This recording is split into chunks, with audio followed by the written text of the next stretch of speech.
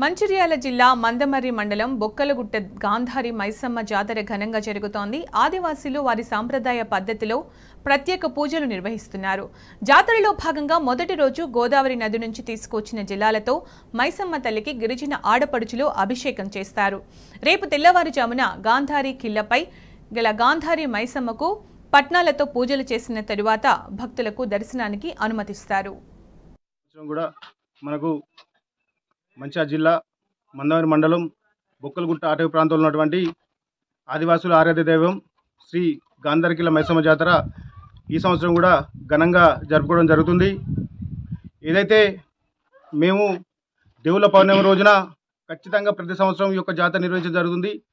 ఈ యొక్క దేవుళ్ళ పౌర్ణమి రోజే ఎందుకు నిర్వహిస్తామంటే ఆ పౌర్ణమి రోజున అమ్మవారు ఆదివారం మొదలు కాగానే ఇక్కడికి ఈ ప్రాంతం అంతా ఒక అద్భుతంగా ఎంతో మహిమ రూపకంగా కనబడుతుంది. కాబట్టి ఆ సమయంలో ఇక్కడికి వచ్చి ఎవరు దర్శించుకున్నా కూడా మాకు మంచి జరుగుతుందని ఒక నమ్మకం కొద్దీ మా యొక్క ఉమ్మడి ఆదిలాబాద్ జిల్లా, తెలంగాణ రాష్ట్రం, ఛత్తీస్గఢ్, మహారాష్ట్ర, ఆంధ్రప్రదేశ్ ఈ యొక్క 3 రాష్ట్రాల నుండి కూడా ఇక్కడికి మాకు ఆదివాసీ కులస్తులు మరియు అమ్మవారిని నమ్మినటువంటి ఎంతోమంది ప్రజలు ఇక్కడికి వచ్చి అమ్మవారిని దర్శనం చేసుకోవడం జరుగుతుంది. అయితే గాంధారికిల్ల మైసమ్మ జాతర మొదటి రోజులో భాగంగా ఈరోజు మా యొక్క రొడ్డ వంశస్థులు మరియు మా కుల పెద్దలందరూ కలిసి గోదావరి నదికి కాలినడకన వెళ్ళడం జరుగుతుంది.